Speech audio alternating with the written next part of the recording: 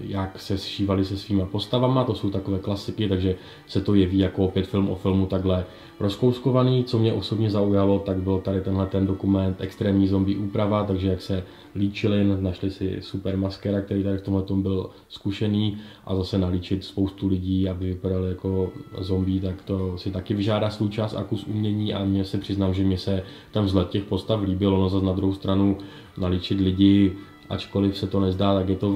o něco těžký, hlavně když jsme kluci a nemáme k tomu nějaký přístup, ale já jsem tady s tímhletím byl spokojený. Pak se můžeme podívat na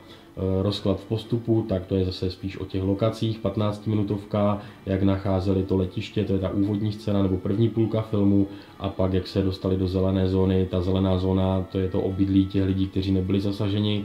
tím virem, nebo tam to v podstatě možná ani není vysvětlený, čím byli ti lidi zasaženi, ale natáčelo se to v ulicích Montrealu, asi ve 4 museli být uzavřeny, protože se tam pak pohybovali normálně lidi, takže oni vždycky ráno přijeli, rozložili to, natočili něco a přes den to museli zase otevřít, aby tam mohli normálně chodit lidi. Pak tady máme 6, jak se natáčeli, 6. dokument, jak se natáčeli kaskadérské kousky plus práce se zbraněma, takže dokument nazvaný Střílení. Tady hlavní hrdinka přiznává, že se zbraněma neměla žádnou zkušenost, ani nedostala nějakou extra průpravu, takže na place si to pak docela užívala, pořádně ani nevěděla, co dělá, naštěstí pár minut předtím instruovali a nakonec to docela zvládla, takže mi to přišlo v pohodě. Tady máme Pozor na kostňáky, toto je 7minutový dokument, který se věnuje vizuálním efektům, jak vznikaly kostňáci, to jsou takový kostry, to je další vývojový stupeň zombíků v tomhletom filmu. Takže když mrtvý umře ještě jednou, tak se z něj stane kostňák a tady dali dohromady kaskadéry a tanečníky, oni pak vytvářeli zvláštní kreace, protože jsou dělaný kompletně na CGI, takže museli nasnímat a pak to dát v počítači do pohybu, takže opět zajímavý dokument. Pak tady máme Vrtošivá sladkost alias domácí videa Terezy Palmerové, to je ta hlavní hrdinka, která hraje Julii v tomhletom filmu, tak tady to je skoro 13-minutový dokument a co ona všechno natočila na mobil, ona ráda natáčí, když je na place nějakého filmu, tak v těch chvilkách, takže tam máte záběry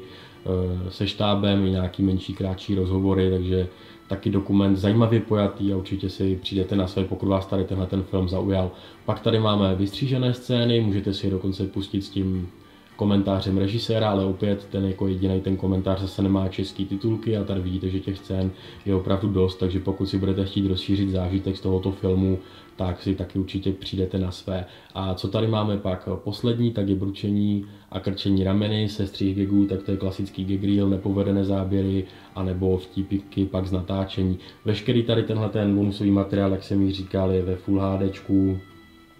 a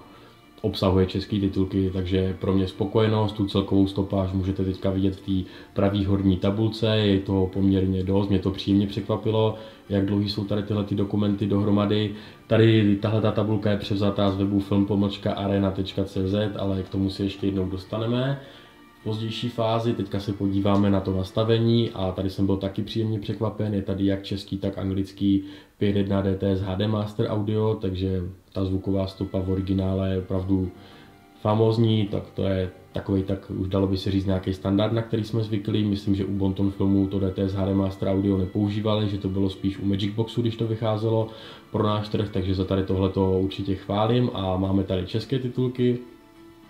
titulky pro neslyšící a co je taky taková novinka, na to si fanoušci taky někteří stěžovali nebo na to upozorňovali, že by tam mohly být anglické titulky, ty tam taky nikdy nebývaly, když byly čistě pro českou distribuci, takže tady máme aspoň anglické pro neslyšící, takže pokud se někdo bude chtít procvičovat svoji angličtinu, tak určitě může, anebo si to vyberete bez titulků. Já jsem tady s tímhletím Blu-ray diskem opravdu spokojený, překvapil mě, když se to takhle zhrnu, tak ta krabička červená, tak to je taková ta klasika, zaujme to. S artworkem, tam se mi to hodně líbilo, takže tady tomu balení, jak jsem již říkal, není co vytknout. Ten obraz, ten je možná diskutabilní, pokud máte radši záběry, jak je prostě asi původně tvůrci zamýšleli v tom 2.35:1, tak možná budete lehce zklamaní. Na druhou stranu je to roztáhlý pak 1.78:1 open made formát, je to přes celou obrazovku, takže si to pak můžete vychutnat třeba i s rodičema, kteří to mají rádi, když prostě na to líp vidějí, to už pak těžko říct, ale já osobně proti tady tomu nic nemám, hlavně, že to není ten ořezaný obraz, takže já jsem spokojen i po té technické obrazové stránce.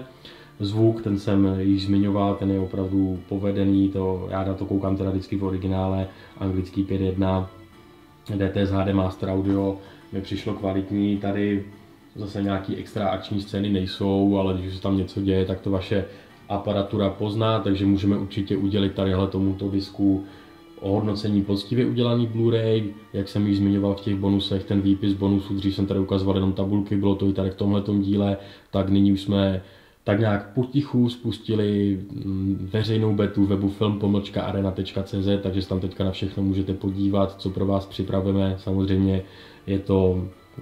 pořád beta, takže některé ty kategorie nejsou funkční, ale ty tabulky, co jste tady viděli, nebo veškeré ty kompletní informace o tady tomhletom disku už na tom webu najdete, můžete se pak podívat i na ty screenshoty, jak to vypadá, anebo u jakýchkoliv jiných edits. Teďka tam je momentálně tuším kolem nějakých 420 Blu-ray edits, což mi přijde na spuštění docela dost. Každý měsíc jich tam přibude zhruba 100 až 150 a až to všechno krásně doženeme celý ten náš český trh. Tak se na to můžete podívat, určitě nám to můžete připomínkovat. Pokud nás sledujete na Facebooku, tak si můžete najít i skupinu film.arena.cz, veřejná beta. Dřív to byla neveřejná beta, takže teďka už se do té skupiny dostane opravdu každý, můžete se připojit a budeme určitě rádi za vaše připomínky tadyhle k tomu webu, co třeba ještě zlepšit, co přidat, ale těm lidem, kteří byli v té neveřejné betě, tak těm se to líbilo a byli tady s tímhletím spokojení. Já se ještě vrátím jednou teda k tomuhletomu filmu, s tím dějem jsem byl spokojený, já jsem původně čekal, že to bude taková víc Twilight.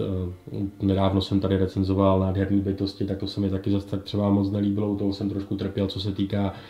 děje, ale tady tohle to mě příjemně překvapilo, ono je to takový mix Zombielandu a Twilightu a docela jsem se u toho i nasmál, no přece jenom když tam pak dva zombíci si stěžují, jaký jsou holky sviněj tou svou pomalou mluvou a těma svýma nepřítomnýma pohledama, tak mi to přišlo opravdu vtipný a takových scén je tam opravdu více, takže pokud máte přítelkyni, která má ráda právě stmívání a ráda by se s váma koukala na nějaký takový podobný film, tak vám tady tohleto můžu doporučit, protože si myslím, že se budete bavit oba, možná spíš ta klučičí půlka o něco více než ta dívčí, a tady s tímhletím jsem byl spokojený, takže opravdu mě to příjemně překvapilo a já tady ten Blu-ray disk můžu opravdu jedině doporučit. Já vám tedy děkuji za pozornost, nezapomeňte se přihlásit k odběru vašeho YouTube kanálu Film Arena Fans, pokud ještě nemáte, aby vám neuteklo žádné video a samozřejmě pokud uvažujete o nákupu nějakého filmu, tak si ho pořiďte na e-shopu filmarena.cz,